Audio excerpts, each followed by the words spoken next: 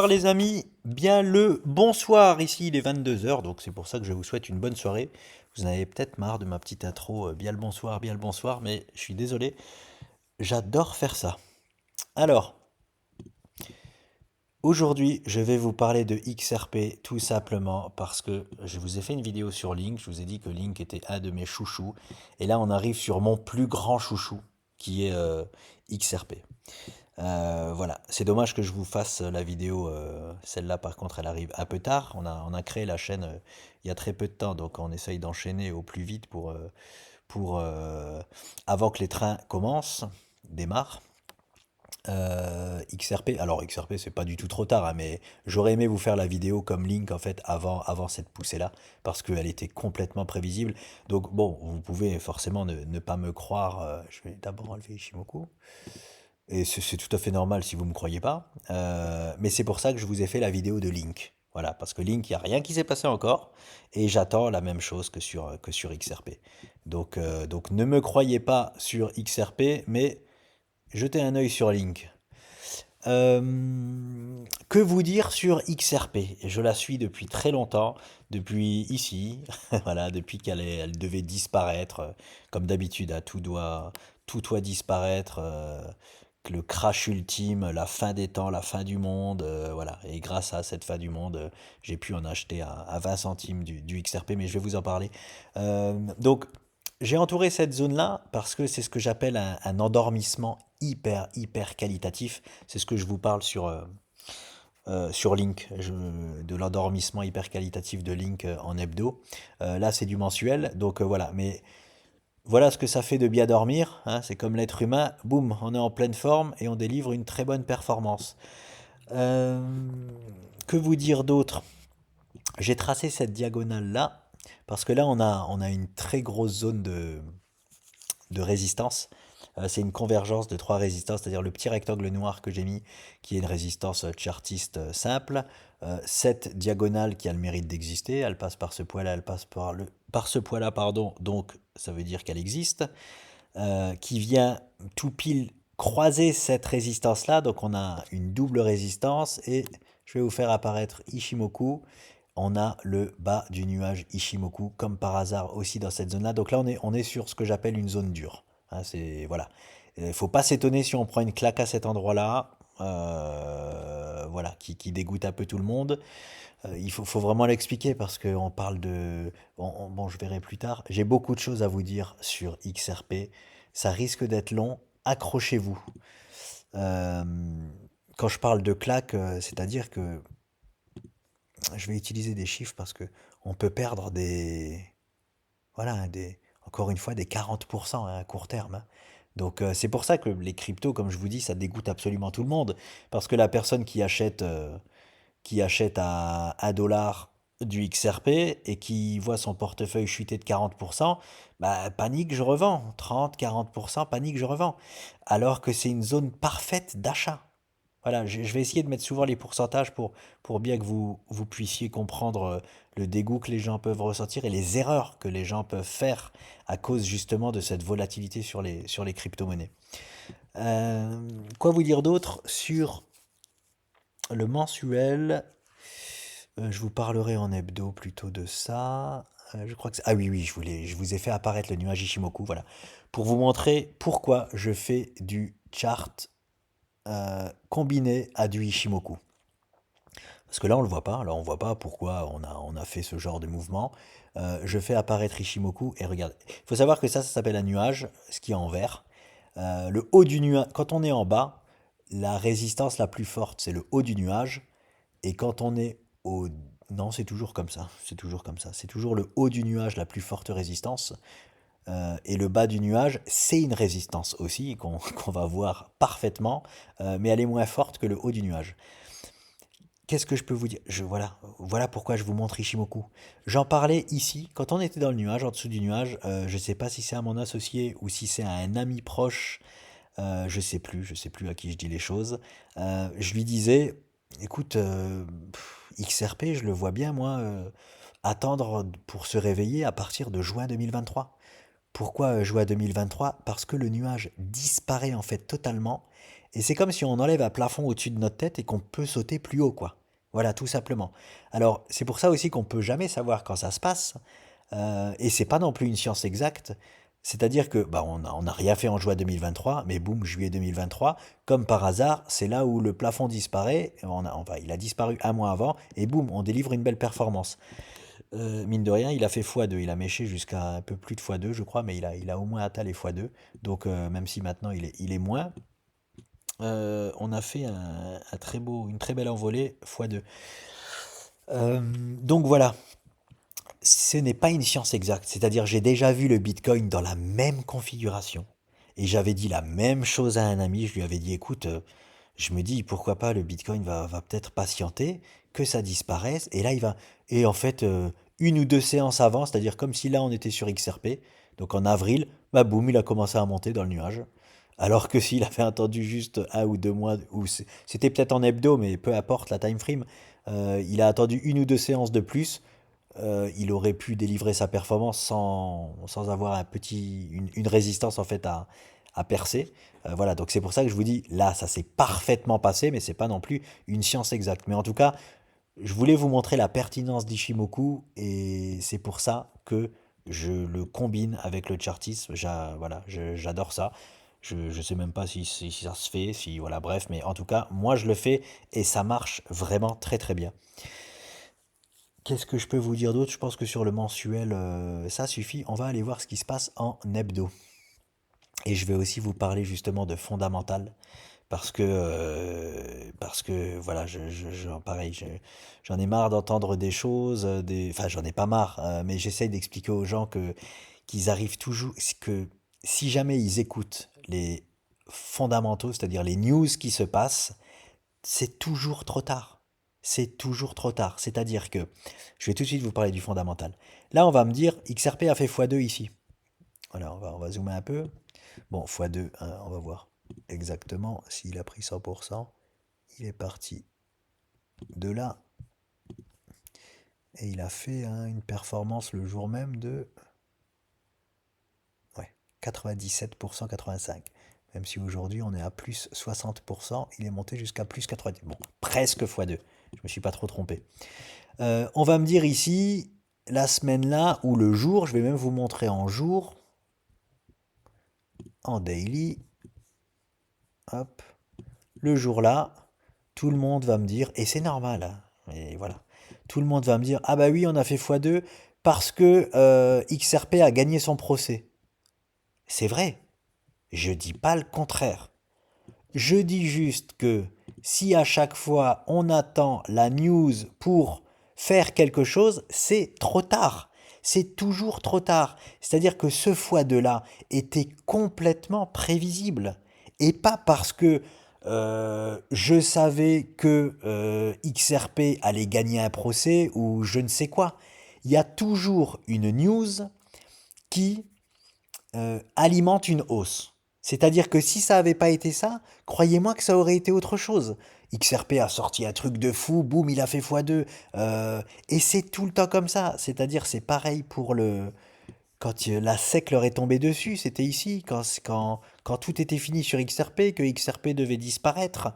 Bah oui, c'est normal, la SEC leur est tombée dessus. Ce n'est pas pour ça qu'on a fait un. Enfin, c'est dur à expliquer. Parce que oui, on a fait un pullback parce qu'il y a eu, le tribunal lui est tombé dessus, mais ce n'est pas la vraie raison. La vraie raison, c'est on a statistiquement, on avait en fait, on s'était endormi, le réveil de XRP, boum, la SEC tombe dessus, on revient ici. Tout le monde va me dire encore, ah bah oui, la SEC est tombée dessus. Combien, dans une vidéo précédente, je vous ai dit, je vous ai parlé de pullback. Les pullbacks, bon, à la hausse, on appelle ça plutôt un throwback. Mais mon accent anglais est immonde. Et pullback, c'est mieux pour moi à dire. Donc, pullback, en fait, pour vous dire, c'est on descend et on revient. Throwback, ça doit faire rire certains. On monte et on revient. Mais je vais dire pullback, on s'en fout du terme. Donc, il y a à chaque fois à peu près une chance sur deux de revenir sur la zone qu'on a cassée à la hausse. Donc, Je m'en fous en fait que la SEC est tombée sur XRP. Enfin, je dis pas ça pour être méchant, hein, mais les news, je m'en contrefous. Enfin, si, je vais me servir d'une news à l'avance. C'est-à-dire, je m'explique. C'est-à-dire, si je sais que, par exemple, je le savais pas, hein, mais si sur XRP, je savais que le 10 juillet, ou le 11 ou le 12, bref, il y allait avoir le résultat du procès, et très honnêtement, il y avait 99% de chances que XRP gagne ce petit procès-là. Je me serais positionné avant. C'est ça le trade de news. C'est pas on attend la news et on se positionne, c'est trop tard. Et c'est ce que tout le monde veut s'expliquer, cherche à expliquer à chaque fois. On s'en fout de la news. C'est pas à part si on s'en sert pour se positionner avant. C'est-à-dire que moi là, j'ai un double bottom. J'ai quelque chose d'extraordinaire sur XRP, hein. Il faut quand même que je vous le montre en hebdo. C'est un cas d'école, c'est ce que j'appelle un cas d'école. Je vais vous mettre la ligne de coup. Voilà, hop, ici. C'est ce qu'on appelle une ligne de coup, c'est-à-dire c'est une résistance où les prix viennent buter tout le temps, tout le temps, tout le temps. Voilà, double bottom, c'est-à-dire double creux. Un premier creux, un deuxième creux, et le miracle apparaît. Je ne vais même pas vous parler de ce petit triangle-là, on s'en fout, c'est moins pertinent, je vais l'enlever. Je parle vraiment des choses les plus pertinentes. Et là, en fait, ce qu'on veut, à la perfection, ce qu'on veut, c'est ce que XRP nous a fait. C'est-à-dire, le double creux, on perce pas tout de suite la résistance, on va accumuler de l'énergie et on se fait un petit, une variation, puis deux variations et on y va. Voilà. Mais en fait, on a, on veut, l'idéal, c'est qu'il y ait deux variations. Une, deux. On les a eus, enfin je veux dire, et en hebdo en plus, tout était au vert pour XRP. Donc voilà moi pourquoi XRP aujourd'hui en est à x2 et c'est que le réveil pour moi de XRP, mais en est à x2, c'est pas parce qu'ils ont gagné le procès, c'est parce que depuis plusieurs trimestres, c'est parce que ça a commencé depuis le 9 mai, il nous fait quelque chose d'exemplaire. D'exemplaire. Voilà, tout simplement. Et si quelqu'un avait l'information que, comme par hasard, là, il y allait avoir une news, je peux vous dire qu'il fallait mettre un ordre, hein. Là, on peut mettre un ordre en se servant de ça, mais à l'avance. Pas au moment de la news et dire, ah bah oui, c'est normal, il y a eu une news, on s'en fout. Si ça n'avait pas été cette news-là, ça aurait été une autre. Voilà, c'est pour vous dire, moi, je ne fais pas du tout de fondamental et je m'en sers pas du tout. Mais je vais vous en parler une seule fois parce que ici il y a eu un fondamental, enfin un fondamental que tout le monde voilà encore a donné les explications alors que comme je vous ai dit, c'est pas pour être méchant mais moi je m'en fous là que c'est la SEC qui est venue dessus. Pourquoi j'en ai acheté à 20 centimes? Parce que j'entends c'est la fin du monde, XRP va disparaître alors que il fait juste quelque chose de tout à fait normal. Il y avait une chance sur deux qu'on fasse ça, on l'a fait. Moi j'en profite et j'achète. J'achète là parce que c'est beaucoup mieux d'en acheter là que là. Donc voilà. Derrière ça, je vous parle quand même de ce fondamental-là parce que faut savoir que XRP, il a déçu beaucoup de monde parce qu'il n'a pas retrouvé son ancien plus haut historique pardon, qui était les 3 dollars. Il faut savoir qu'il a fait un bull run XRP avec des chaînes au pied, un boulet au pied, hein. Il avait le gouvernement américain ici en procès. Et pourtant, avec le gouvernement américain en procès, qu'est-ce qu'il nous a fait? Je ne vais pas prendre le plus bas du plus bas. Je vais pas prendre non plus, allez, je vais rester ici, plus 500%. Et si on va jusqu'en haut, mais bon, personne ne revend en haut à part ceux qui, voilà, qui sont dans les petits tuyaux, 650%. Avec un énorme boulet au pied. Donc, pourquoi je vous parle de ça? Il a fait ça avec un énorme boulet au pied. Aujourd'hui, il a gagné. Alors, bon, j'y connais pas trop, mais on pense qu'il a gagné tout son procès et tout. Il a gagné une partie de son procès. Voilà. Il a encore des choses à gagner, mais XRP sont absolument droits dans leurs bottes. Donc, c'est pour ça que, bon, moi, c'est mon petit chouchou XRP. Euh, Très souvent, là. Enfin, non, non, je vais pas dire ça. Je vais pas dire ça. Euh, voilà. Pourquoi on s'est arrêté ici? je vais vous parler de l'hebdo. On a donc, alors les zones bleues, je les ai tracées il y a vraiment longtemps, mais ça malheureusement, voilà, comme je fais la vidéo là maintenant, on va pas me croire, c'est pas grave. Comme je vous ai dit, regardez Link, voilà, ce sera mieux là au moins, il y a rien qui s'est passé encore. C'était la première zone en fait à atteindre pour XRP. Voilà, là on avait la première résistance, boum, on l'a pété, et ça c'est du XRP tout craché, hein, c'est-à-dire il n'a pas le temps. Quand il pète à la hausse, il pète à la hausse, il a été en une semaine chercher la résistance du dessus, quoi. Donc il l'a fait, et maintenant, qu'est-ce qui va se passer? La question c'est, et maintenant, XRP, qu'est-ce qu'on fait? Et au début, je voulais vous dire, je sais pas. Parce que, bon, je vous avoue que je m'en moque un peu de ce qui se passe à court terme. L'important, c'est qu'à long terme, il nous fasse plus 1000% ou plus 500% ou peu importe.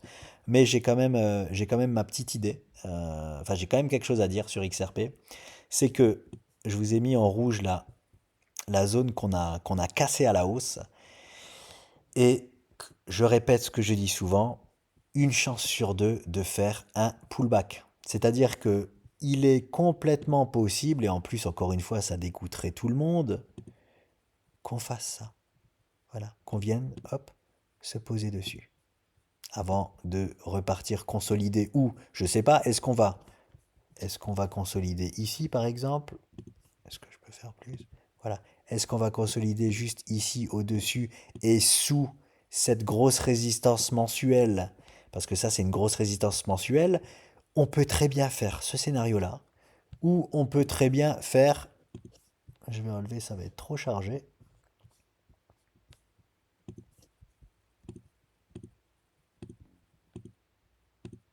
Hop. Ou on peut très bien venir s'appuyer plutôt sur cette grosse résistance mensuelle. Je privilégie plutôt celle du dessous, mais comme je le dis souvent, je ne suis pas Madame Irma. Voilà, on peut aussi très bien faire ça. Rechuter ici aux alentours des 63 cents, ou enfin voilà, c'est du mensuel, donc en daily on peut très bien dépasser. En tout cas, ce qui est sûr, c'est que pour moi, voilà la zone d'achat exceptionnelle pour XRP, elle est ici. Mettre un peu de couleur. Qu'est-ce que je peux mettre? Du vert, on voit bien. Voilà, en vert, c'est bien. Voilà. Ici, là, on a, si XRP nous donne la chance d'en acheter à cet endroit-là, voilà, c'est une très très belle zone, on va dire les 50 centimes. Et en plus, ça dégoûterait tout le monde, hein. Alors, c'est ça que j'adore. C'est quand je vous ai dit qu'on n'achète pas un prix, on achète une zone. Si XRP revient là, il aura carrément, euh, comment dire, retracé toute sa hausse. Donc c'est pour ça que je vous dis, ça dégoûte absolument tout le monde. Tout le monde dit, ouais, il était à 1 dollar, c'est génial. Et aujourd'hui, bah, il a perdu 50%, il est à 50 centimes. C'est n'importe quoi, j'en veux plus, blablabla. Mais les 50 centimes d'aujourd'hui, s'il revient sur cette zone-là, ce n'est pas les 50 centimes qu'on avait ici. Ça n'a plus rien à voir. On a complètement changé de paradigme. C'est-à-dire qu'ici, ce n'était pas pertinent d'en acheter parce qu'on était sous une grosse résistance. Donc, est-ce qu'on va la casser à la hausse ou pas? C'est préférable d'attendre. On l'a cassé à la hausse. Maintenant, cette énorme résistance-là devient support. En fait, il y a un changement de polarité. Ça devient un énorme support. La dalle béton, elle n'est plus au-dessus de notre tête, elle est sous nos pieds. Voilà. Donc si on vient s'appuyer dessus, là, ici, c'est une zone d'achat exceptionnelle. On achète des zones, on n'achète pas des prix. Voilà. C'est un peu dur, je comprends que c'est un peu dur à comprendre, mais c'est comme ça que ça se passe. Donc voilà ce que je voulais vous dire sur XRP et pour le ça c'est voilà, c'est pour le court terme, je voulais vous donner cette zone-là qui serait sublime. Après comme d'habitude, XRP c'est comme tout, c'est-à-dire que il fait ce qu'il veut, s'il veut directement tout péter, il le fera. Voilà, c'est pas grave, hein. Pour ceux qui en ont déjà en portefeuille, tant mieux. Mais si on peut toujours en accumuler sur des zones géniales, et je pense aux gens qui commencent seulement à investir dans la crypto, c'est pour ça que je donne quelques zones clés sur certaines cryptos. Voilà. Affaire à suivre. Donc, ce qui est bien, c'est qu'on a le temps. Enfin, on a le temps, même si XRP, il a jamais le temps, hein. Regardez ce qu'il a fait là. Mais on n'est pas encore dans ce contexte-là. Pour moi, on est juste là. Voilà. Je vais vous prendre la séance là. On est là. C'est comme si on était sur cette séance-là. Première séance de cassure haussière. Et ben là, on est là. Voilà. Après, bah là, on a fait pullback et tout. On va pas avoir non plus à copier-coller. Mais on peut très bien, oui, faire un pullback parce que ici, on a une grosse résistance. Donc, il y a plus de chances qu'on consolide en dessous plutôt que directement on la pète, quoi. Donc voilà, je crois que je n'ai rien oublié sur XRP. Je vérifie quand même. Bon, sinon, je ferai une petite vidéo complémentaire au cas où si j'ai oublié quelque chose de très important. Non, c'est tout. C'est tout. Voilà les amis, j'espère que ça vous a plu, même si c'était un peu long, mais j'avais vraiment beaucoup de choses à dire sur XRP. Je vous dis à la prochaine. Bonne soirée.